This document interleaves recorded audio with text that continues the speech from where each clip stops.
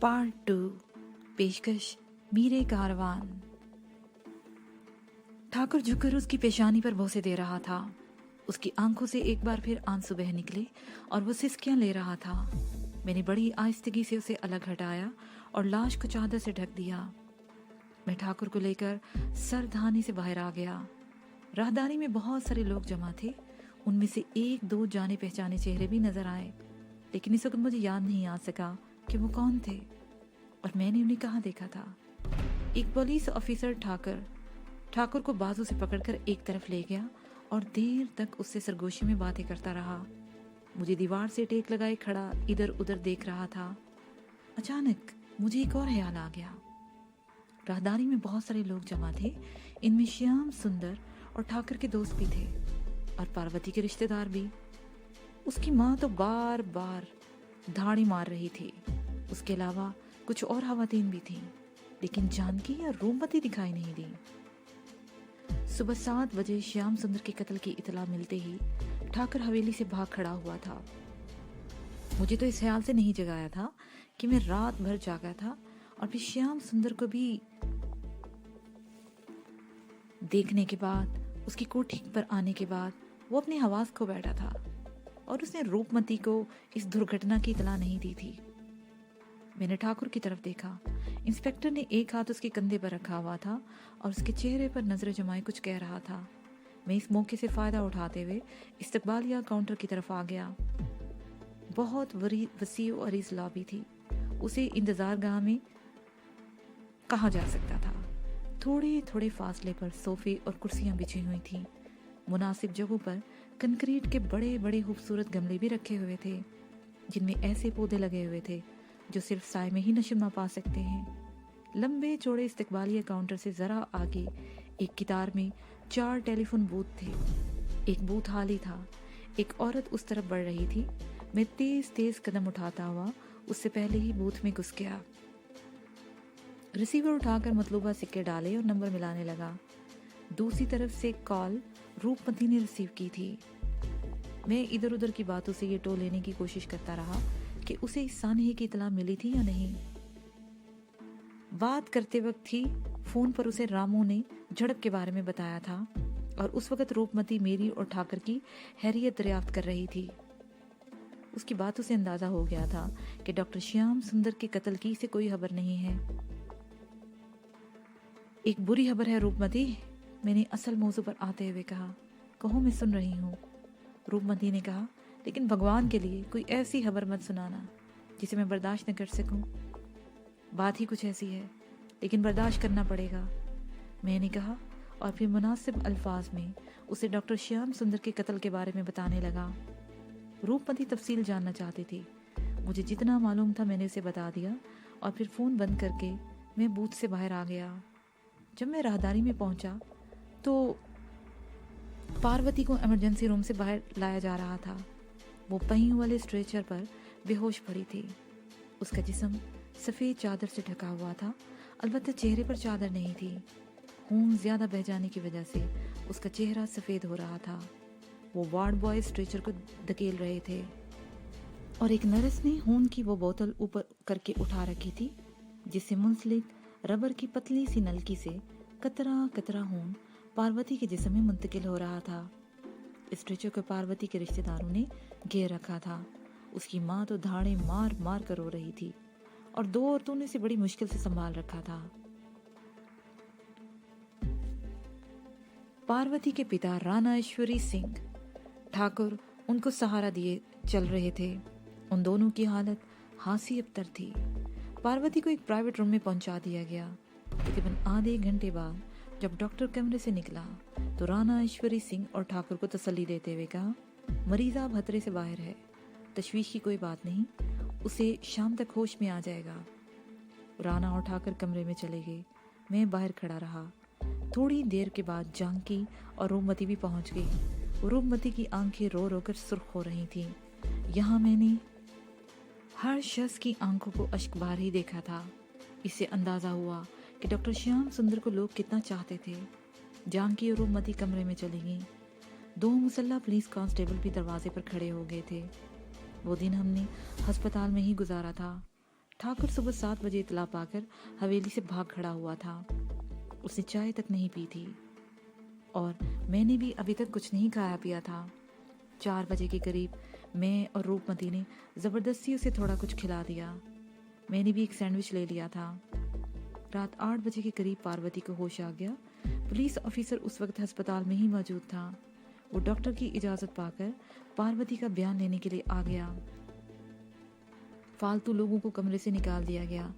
राणा ईश्वरी सिंह, ठाकुर और मेरे अलावा डॉक्टर और 2 पुलिस ऑफिसर थे। पार्वती को अगरचे किसी ने ये नहीं बताया था कि उसका पति अब इस संसार में नहीं रहा, लेकिन घायल होकर बेहोश होने से पहले उसने जो कुछ देखा होगा उससे उसे अंदाज़ा हो गया होगा कि उसका सुहाग उधड़ चुका है। हिचकियों, आंसू और आहों के बीच तकरीबन 1.5 घंटे में उसने अपना बयान मुकम्मल किया। पार्वती के बयान के मुताबिक वो दोनों अपने बेडरूम में सो रहे थे कि सुबह 4:30 बजे के करीब कोई आहट सुनकर उसकी आंख खुल गई। उसने डॉक्टर श्याम सुंदर को जगा दिया। लाउंज की तरफ से दोबारा आहट सुनाई दी। श्याम सुंदर उठकर कमरे से निकल गया और फिर दूसरे ही लम्हे वो श्याम सुंदर की चीख सुनकर वो उछल पड़ी। वो उठकर दरवाजे की तरफ लपकी, लेकिन श्याम सुंदर दरवाजे ही में उससे टकरा गया। वो जख्मी था, उसके बाजू से खून बह रहा था। पार्वती एकदम से बदहवास हो गई। वो पति को सहारा देना चाहती थी कि 2 आदमी कमरे में घुस आए। उन दोनों के हाथों में हंजर थे। उनमें से एक लंबे कद का था और उसकी नाक पर बैंडेज लगी हुई थी। उसने पार्वती को धक्का देकर एक तरफ गिराया और वो श्याम सुंदर पर हंजर से हमला कर दिया। पार्वती उसे बचाने के लिए लपकी। इस मर्तबा दूसरे आदमी ने उसे एक तरफ पटक दिया। जख्मी नाक वाला श्याम सुंदर पर पे दर पे हंजर के वार कर रहा था और वो उसे बचाने के लिए बार बार लपक रही थी। इस तरह वो कई बार खुद भी हंजर की जद में आई। जख्मी होने के बावजूद अपने पति को बचाने की कोशिश करती रही। जख्मी नाक वाले ने उसे बराह रास्त पार्वती पर हंजर से वार किया और उसके साथ ही उसने भेड़िए की तरह गुर्राते हुए कहा, तुम्हारे और डॉक्टर की लाशें देकर ठाकुर को पता चल जाएगा कि रामू से पंगेबाजी का नतीजा क्या होता है। आइंदा वो रामू का रास्ता काटने की कोशिश नहीं करेगा। वो दोनों पे दर पे हंजरों से श्याम सुंदर को मारते रहे, उस पर वार करते रहे और पार्वती से बचाने के लिए बार बार लपकती रही और बिलाहिर वो जख्मों से चूर होकर गिर पड़ी। मैं शायद बेहोश हो गई थी, उसने बताया। पता नहीं कितनी देर बाद मुझे होश आया। उस वक्त हमारा पड़ोसी प्रेमचंद मेरे ऊपर झुका हुआ था। वो पूछ रहा था ये सब कैसे हुआ, वो कौन लोग थे। उसकी आवाज़ मुझे बहुत दूर से आती हुई महसूस हो रही थी। मेरे मुंह से सिर्फ रामू का नाम निकल सका था। उसके बाद मुझे कोई होश नहीं रहा। पार्वती के इस बयान से तस्दीक हो गई थी कि डॉक्टर श्याम सुंदर का कातिल रामू ही था। वो 2 मरतबा हमारे हाथों हजीमत उठा चुका था।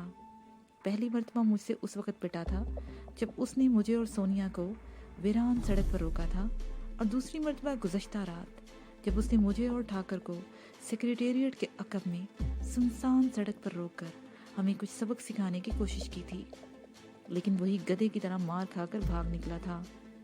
बलवंत सिंह इंतकाम तो मुझसे लेना चाहता था। पहले उसने मोतसिब पंडितों और पुजारियों को मेरे और रूपमती के पीछे लगा दिया। अपनी इस कोशिश में नाकाम होकर उसने रामू जैसे गुंडे की हिदमात हासिल की। रामू को अपनी ताकत पर बहुत घमंड था। वो उस शहर का बड़ा बदमाश था। 8 कत्ल उसके खाते में थे। सैकड़ों लोगों की मौजूदगी में कत्ल जैसी संगीन वारदातें करके भी वो कानून की जद से बचा हुआ था। शहर में उसके नाम की दहशत थी। उसे घमंड था कि कोई इसके सामने आंख नहीं उठा सकता और ये शायद पहला मौका था कि उसे 2 मरतबा हजीमत उठाना पड़ी थी। रामू मुझे अगवा करके बलवंत सिंह के पास पहुंचाना चाहता था, लेकिन दोनों मरतबा अपनी कोशिश में नाकाम हो चुका था। ठाकुर भानु सिंह को मेरी पुश्त पर पाकर वो झंझला गया था और इस झंझलाहट में उसने श्याम सुंदर को ही बेदर्दी की मौत के घाट उतार दिया था। वो यकीनन पार्वती को भी जिंदा नहीं छोड़ना चाहता था। पार्वती के इस बयान से उसके इस घनौने अज़ाइम की तस्दीक भी हुई थी और वो गालबन पार्वती को मुर्दा समझकर ही छोड़ गया था। पार्वती के जिस्म पर भी खंजरों के इतने घाव लगे थे कि उसके जिंदा बच जाने की उम्मीद भी नहीं की जा सकती थी, लेकिन वो बड़ी खुशकिस्मत साबित हुई थी। इतना ज्यादा खून बह जाने के बावजूद भी वो बच गई थी। रामू ने शायद ये सोचा होगा कि श्याम सुंदर के कत्ल के बाद ठाकुर समुंदर की झाग की तरह बैठ जाएगा, लेकिन मैं देख रहा था कि रामू का नाम सामने आने के बाद ठाकुर भानु सिंह शेर की तरह बफर गया था, जिसे जख्मी करके छोड़ दिया गया हो। मैं उसे बड़ी मुश्किल से संभाले हुए था। उसका बस नहीं चलता था कि अब भी जाकर रामू के टुकड़े टुकड़े कर डाले। पुलिस ने ठाकुर भानु सिंह का बयान भी कलमबंद किया था। ठाकुर ने यह बता दिया था कि गुज़श्ता रात रामू और उसके आदमियों ने उसे रास्ते में घेर कर हमला किया था, मगर खुद ही मार खाकर भाग निकला और अपनी शिकस्त का बदला लेने के लिए उसने श्याम सुंदर को मौत के घाट उतार दिया था। ठाकुर ने अपने बयान में मेरा नाम तक नहीं लिया था और अपने गनमैन के जख्मी होने का तस्करा भी गोल कर गया था। हमें वो रात भी अस्पताल में गुजारना पड़ी। सुबह 8 बजे के करीब डॉक्टर श्याम सुंदर की डेड बॉडी हमारे हवाले कर दी गई। डॉक्टर श्याम सुंदर की क्रियाक्रम की तैयारियां हो रही थीं। हवेली में बहुत सारे लोग जमा थे, उनमें औरतें भी थीं और मर्द भी। कई साबिक राजे महाराजे थे जो ठाकुर को गले से लगा लगा कर उसे दिलासा दे रहे थे। ठाकुर का ताल्लुक भी किसी मामूली खानदान से नहीं था। उसे सोसाइटी में एक आला और मोअज़्ज़ज़ मकाम हासिल था। सब लोग ये भी जानते थे कि डॉक्टर श्याम सुंदर माली का बेटा था। वो नीच जात का था, मगर उसे ठाकरानी ने पाला था, अपने सगे बेटे की तरह परवरिश की थी, उसे आला तालीम दिलाई थी, डॉक्टर बनाया था। डॉक्टर बानोद सिंह भी उसे अपने सगे भाई की तरह मानता था। लोग इन दोनों की एक दूसरे से मोहब्बत से आगाह थे। लोग ये भूल गए थे कि श्याम सुंदर नीच जाति का था। वो उसे ठाकर का छोटा भाई समझकर उसकी मौत का दिलासा देने आ रहे थे। दोपहर के करीब अर्थी उठा ली गई। दरवाजे के जनाजे के इस जुलूस में सैकड़ों लोग थे और मैं पहली मर्तबा किसी हिंदू के जनाजे में शरीक हुआ था। हर तरफ से राम नाम सत्य है, हरि ओम, नारायण नारायण और मुख्तलिफ आवाज़ें सुनाई दे रही थीं। शमशान घाट में भी बहुत सारे लोग जमा थे। क्रियाक्रम की तमाम तैयारियां मुकम्मल थीं। चिता तैयार थी। श्याम सुंदर की लाश को चिता पर लटाकर रस्सियों से बांध दिया गया। मैं ये तो जानता था कि हिंदू अपने मुर्दों को जलाते हैं, लेकिन अपनी आंखों से देखने का ये पहला मौका था और ये सब कुछ देखकर मुझे बड़ी हैरत हो रही थी। लाश के ऊपर मजीद लकड़ियां डालकर उसे पूरी तरह ढक दिया गया। जगह जगह इन लकड़ियों में ऊद और लुबान डाल दिया गया। घी के 2 कनस्तर चितार पर उंडेल दिए गए। उस वक्त वहां 3-4 पंडित मौजूद थे जो ये सारे काम करते हुए श्लोक पढ़ रहे थे और फिर ठाकुर बानोद सिंह ने चिता को आग दिखा दी। बाई होने के नाते चिता को आग लगाना उसी का अधिकार था। लकड़ियां चटकने लगीं, आग के शोले बुलंद होते गए। गाढ़ा धुआं हवा के दोष पर हमारी मुहालत समत फैलता हुआ ऊपर को उठ रहा था। फिजा में ओद और लुबान और घी के जलने की खुशबू फैलती जा रही थी और फिर गोश्त के जलने की सरांड फैलने लगी। मैं बार बार नथनी सिकुड़ रहा था। मांस के जलने की बू बढ़ती जा रही थी। मुझे मतली से महसूस होने लगी। दिमाग जैसे सड़ रहा था। मैंने कनखियों से इधर उधर देखा। सब लोग बड़े इत्मीनान से खड़ी जलती हुई चिता की तरफ देख रहे थे। किसी के चेहरे पर नागवारी का तासर नहीं था। मेरा दिल चाह रहा था कि मैं वहां से दूर हट जाऊं, मगर दिल पर जबर किए खड़ा रहा। शोले मांद पड़ गए। अब सिर्फ दहते हुए अंगारे थे और उन्हें ठंडा होने के लिए पूरी रात की जरूरत थी। हम वापस आए। शाम हो रही थी। हवेली की फिजा सोगवार थी और ये सोगवारी 3 दिन तक पूरी शद्दोमत के साथ बरकरार रही। लोग परसे के लिए आते रहे। ठाकुर क्या, हम में से कोई भी 3 दिन तक हवेली से बाहर नहीं निकला था। 3 दिन तक ठाकुर का रेस्टोरेंट बंद रहा, अलबत्ता रिहायशी होटल खुला रहा। तीजे के बाद हवेली की जिंदगी मामूल आने लगी। बाहर से आने वाले जो मेहमान हवेली में ठहरे हुए थे, एक एक करके रुखसत हो गए। मैं, जानकी और रूपमती रह गई। ठाकर ने अपना कारोबार मैनेजरों के हवाले कर दिया था और खुद उसने रामू से इंतकाम लेने के लिए मुकम्मल तौर पर तैयार था और जाहिर है मैं उसके साथ था। ये सब कुछ मेरी वजह से हुआ था तो मैं पीछे कैसे रह सकता था। जानकी और रूपमती को टीले वाली हवेली में वापस भेज दिया गया।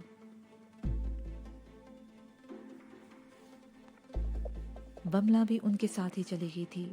रामू और बलवंत सिंह जैसे कमीने दुश्मनों से किसी भी इकदाम की तवक्का की जा सकती थी, इसलिए हवेली में जानकी वगैरह की हिफाजत का भी माकूल बंदोबस्त कर दिया गया था।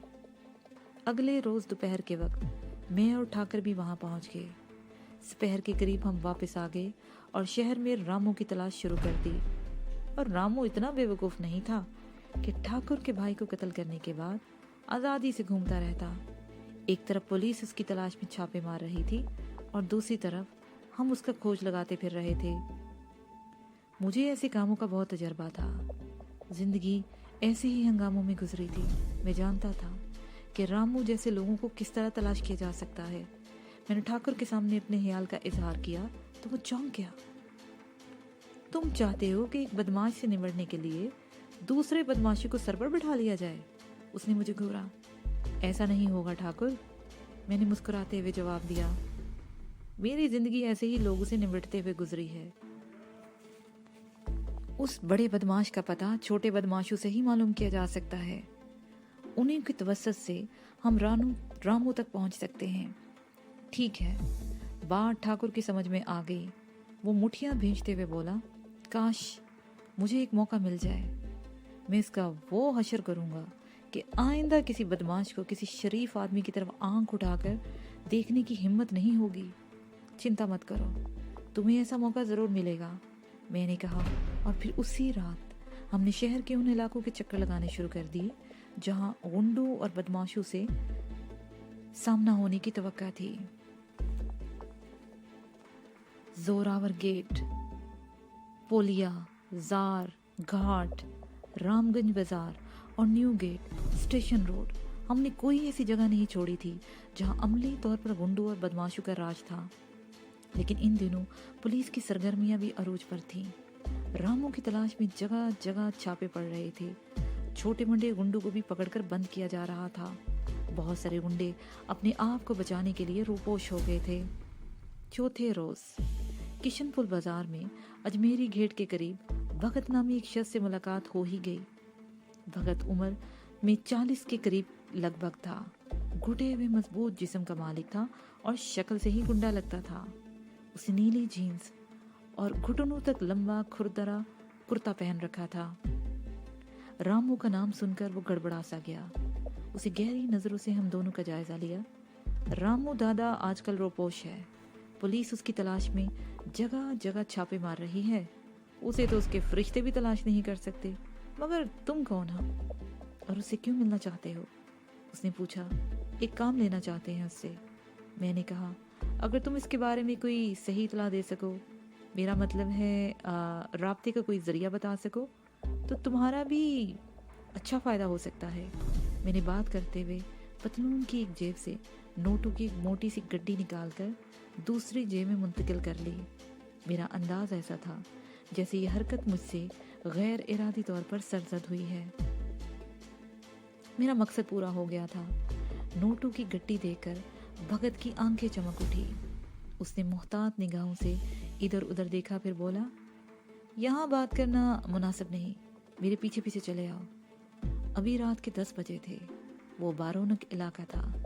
जगह जगह रेस्टोरेंट थे, खाने पीने की दुकानें थी, शराबखाने थे, पान सिगरेट के कैबिन थे।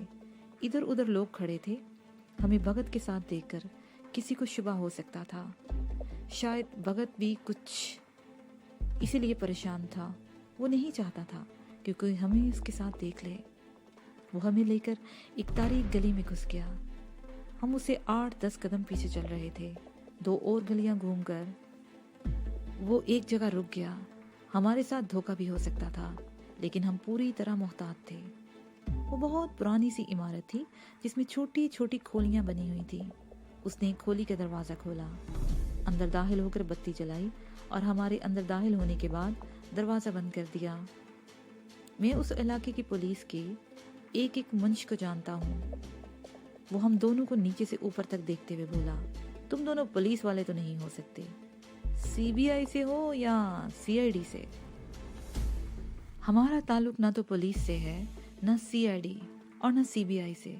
मैंने उसके चेहरे पर नजरें जमाते हुए कहा, लेकिन क्या तुम यही कहने के लिए हमें यहाँ लाए थे? समय बड़ा नाजुक जा रहा है महाराज। उसने दोनों हाथ जोड़ते हुए कहा, मन की चिंता दूर कर लेना जरूरी है। वैसे तुम लोग रामू को तलाश क्यों कर रहे हो? उससे काम लेना है। मैंने कहा, क्या मैं वो काम नहीं कर सकता? भगत का भी इलाके में बड़ा नाम है, बड़ा टहका है। उसने कहा, 2 आदमी को कत्ल कर सकते हो? मैंने उसके चेहरे पर नजरें जमा दी। ना ना सरकार। वो जल्दी से बोला, अपन तो छोटे छोटे काम करने का है।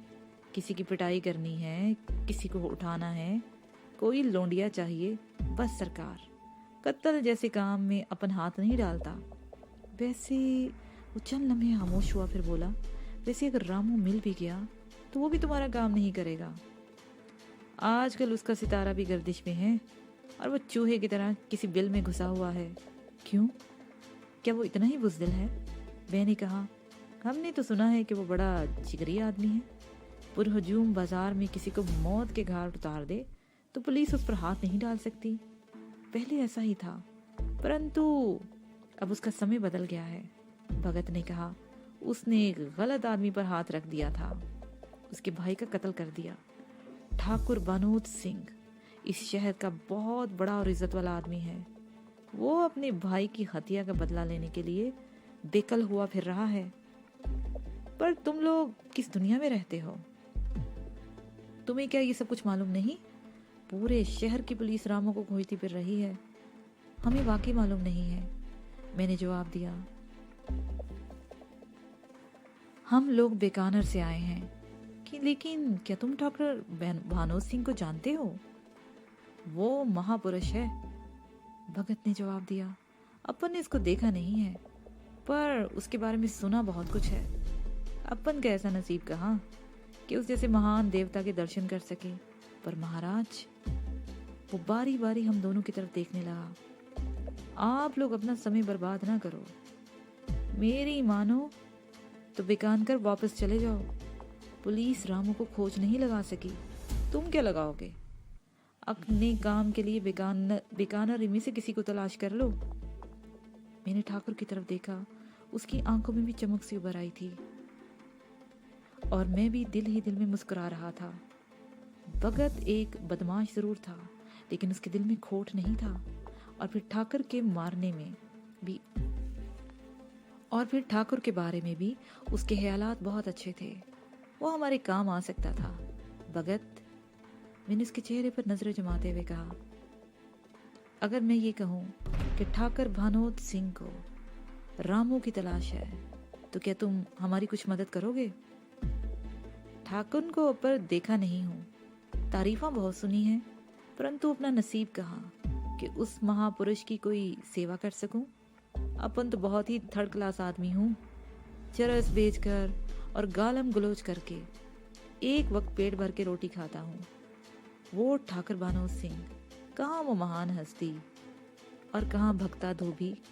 वो क्या कहते हैं महाराज, कहाँ राजा भोज और कहाँ गंगू तेली। राजा भोज तुम्हारे सामने है, मैंने कहा। ठाकुर भानोद सिंह इस वक्त तुम्हारे सामने खड़ा है और ये तुम्हारे नसीब हैं कि ये चल कर तुम्हारे पास आए हैं। क्या? भगत उछल पड़ा। वो आंखें फाड़ फाड़ कर ठाकुर को देखने लगा और फिर उसमें दीवार में बनी हुई हजमी अलमारी के कंक्रीट की स्लैब पर रखे हुए चंद कपड़े उठाकर झलंगा से चारपाई पर फेंक दिए और स्लैब पर बिछा हुआ हिंदी का अखबार उठा लिया। यह अखबार कई महीने पुराना था। उसके सफा अव्वल पर ठाकुर भानोद सिंह की तस्वीर छपी हुई थी। वो एक मदरसे के सामने गरीबों में कपड़े बांट रहा था। तस्वीर उसकी माताजी की बरसी के मौके पर खींची गई थी। भगत कभी तस्वीर को देखता और कभी सामने खड़े हुए ठाकुर को, और फिर उसने बड़ी तेजी से झुककर ठाकुर के चरण छुए और दोनों हाथ जोड़कर खड़ा हो गया। मेरे भाग, वो बोला, क्या सेवा करूं महाराज? चाय ठंडा। वो बहुत खुश नजर आ रहा था, जैसे कोई देवता आकाश से उतरकर उसके सामने आ गया हो। रामू की तलाश में उसके सिलसिले में हमारी कुछ मदद कर सको तो यही तुम्हारी बहुत बड़ी सेवा होगी, बल्कि हम पर बहुत बड़ा एहसान होगा। मुझे शर्मिंदा मत कीजिए महाराज, भगत बोला। रामू ने आपके भाई की हत्या करके आपका बहुत अपमान किया है, परंतु आप नाराज ना हो। आपका ये सेवक मौजूद है महाराज। वो बदमाश जहाँ कहीं भी है, उसे खोज कर आपके चरणों में डाल देगा। आप बैठिए ना। उसे जल्दी से कमरे में मौजूद वाहिद सालहुर्दा सी कुर्सी साफ की, बिस्तर की चादर झाड़ कर बिछाई और हमसे एक बार फिर बैठने की दरख्वास्त की। हम दोनों ने मानी हेज निगाहों से एक दूसरे की तरफ देखा। फिर ठाकुर तो कुर्सी पर बैठ गया और मैं चारपाई की पट्टी पर टिक गया। और उससे पहले कि हम दोनों में से कोई कुछ कहता, भगत दरवाज़ा खोलकर तेजी से बाहर निकल गया। उसकी वापसी तकरीबन 10 मिनट के बाद हुई। वो थम्स अप की ठंडी बोतलें लेकर आया था। उसने बोतलें खोलकर स्ट्रॉ लगाए और बोतलें हमारी तरफ बढ़ा दी। मैं जात का धोबी हूँ सरकार, वो बोला, परंतु सुना है आप इन बातों पर ध्यान नहीं देते। यह आपकी महानता है।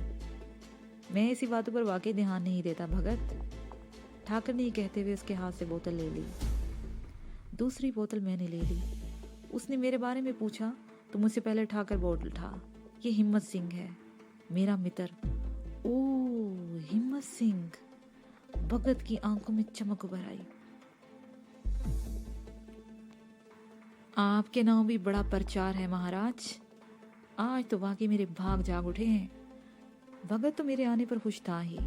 मैं भी दिल ही दिल में खुश हो रहा था कि हम ठीक ही आदमी के पास पहुंचे हैं। मैं कोल्ड ड्रिंक की चुस्कियां लेते हुए कमरे का जायजा ले रहा था। ये कमरा 10-12 फुट से ज्यादा नहीं था। दीवारें काली हो रही थी और प्लास्टर जगह जगह से उधड़ा हुआ था। फर्श ईंटों का था और ये भी जगह जगह से टूटा हुआ था। एक दीवार में एक छोटी सी अलमारी थी जिसमें कंक्रीट के 3 स्लैब लगे हुए थे। एक खाने में कपड़े थे, दूसरे खाने में कंगा, चंबेली के तेल की बोतल, एक चढ़ा हुआ आईना और इसी किस्म की चीजें रखी हुई थी। सबसे ऊपर वाले में काली की मूर्ति भी रखी हुई नजर आ रही थी। सामने वाली दराज पर खूंटियों पर चंद मैले कपड़े टंगे हुए थे। इसके अलावा दीवारों पर किमी काटकर, हेमा मालिनी, सीरी देवी और दीगर फिल्मी एक्ट्रेसों की नीम अरिया रंगीन तस्वीर चस्पा थी। तस्वीरों को रसालों और अखबारों से काट काट कर दीवारों पर चिपकाया गया था। भगत को गालबंद कमरे में और कमरे की सफाई का कोई ध्यान नहीं था। फर्श पर इधर उधर सिरगटों के टोटे बिखरे पड़े थे, जिनकी वजह से कमरे में कुछ नागवार सी बू फैली हुई थी। पिछली दीवार में भी एक दरवाजा था और ये दरवाजा गालबन इमारत के कंपाउंड में खुलता था। कमरे की हालत देखकर अंदाजा लगाया जा सकता था कि भगत का धंधा कुछ ठीक नहीं चल रहा था और गालबन उसने ये बात भी ठीक ही कही थी कि वो अपने इलाके में थोड़ी बहुत बदमाशी दिखाकर रोटी का बंदोबस्त कर लिया करता था। हाँ तो भगत, मैंने हाल ही बोतल एक तरफ रखते हुए कहा, तुम रामू की तलाश में हमारी क्या सहायता कर सकते हो? सीधे सीधे रामू की तलाश करना तो बड़ा कठिन है महाराज, उसने जवाब दिया। उसके करीब के आदमी भी रूपोश हो चुके हैं, पर मैं एक ऐसे बंदे को जानता हूँ जो हमें इनका पता बता सकता है। कौन है वो? मुझसे पहले ठाकुर ने सवाल कर डाला। करण नाव है नाम उसका, भगत ने जवाब दिया। वो रामगंज बाजार में रहता है। क्या तुम अभी हमें इसके बारे में ले जा सकते हो? ठाकुर ने कहा। धीरज महाराज, बेकल ना हो, भगत ने कहा। वो बहुत छल कपट आदमी है। तुम दोनों को मेरे साथ देखकर तुरंत समझ जाएगा कि कोई गड़बड़ जरूर है, और हो सकता है वो आपको पहचानता भी हो। उसने ठाकुर की तरफ इशारा किया। मैं आज ही जाकर पता करता हूँ कि वो अपने ठिकाने पर है भी या नहीं। हम कल रात को उस पर छापा मारेंगे। ठाकुर के मुंह से गहरा सांस निकल गया। उसे मेरी तरफ देखा। भगत ठीक कहता है, मैंने कहा। जल्दबाजी में काम बिगड़ सकता है। एक उम्मीद पैदा हुई है। अगर करण को शुबा हो गया तो वो भी रोपोश हो जाएगा। बेहतर होगा कि पूरी जारगानी मिलने के बाद ही हम अगला कदम उठाएं। मेरी भी यही राय है ठाकुर जी। भगत ने भी पहली मर्तबा उसे ठाकुर कहकर मुहातब किया था। मैं आज रात करण के बारे में पूरी जानकारी प्राप्त कर लूँगा। कल इसी समय आप यहाँ आ जाए। हम यहाँ नहीं आएंगे, ठाकुर ने कहा। तुम मेरे होटल आ जाना। विक्रम होटल स्टेशन रोड पर है, देखा है ना? ज़रूर देखा है सर, भगत बोला, पर बाहर से हम जैसे लोग उसके अंदर जाने की हिम्मत नहीं कर सकते। कल तुम्हें कोई नहीं रोकेगा, ठाकुर बोला। रात 10 बजे आ जाना, हम तुम्हारे साथ चलेंगे। ठाकुर ने मुझे इशारा किया। हम दोनों उठ गए। मैंने जेब में हाथ डालकर नोटों की गड्डी में से 500 रुपये का नोट निकालकर भगत की तरफ बढ़ा दिया। वो पैसे के लालच में ही हमें कुछ मालूमात फराहम करने पर तैयार हुआ था, लेकिन इस वक्त उसने 500 रुपये का नोट लेने से इनकार कर दिया। नहीं महाराज, उसने दोनों हाथ जोड़ दिए और ठाकुर की तरफ देखने लगा। मैं आपका सेवक हूँ ठाकुर जी, ये तुम्हारा अधिकार है, रख लो, ठाकुर ने नरमी से कहा। वो फिर भी पैसे लेने को तैयार नहीं था। मैंने नोट उसकी जेब में डाल दिया। हम चलते हैं, मैंने कहा। तुम चंद मिनट यहीं रुको, हमारे बाद खोली से निकलना, ताकि कोई तुम्हें हमारे साथ ना देख सके। जो आ गया सरकार, भगत ने कहा और आगे बढ़कर दरवाज़ा खोल दिया। इसके साथ ही ये पार्ट अपने इख्तिताम को पहुंचा।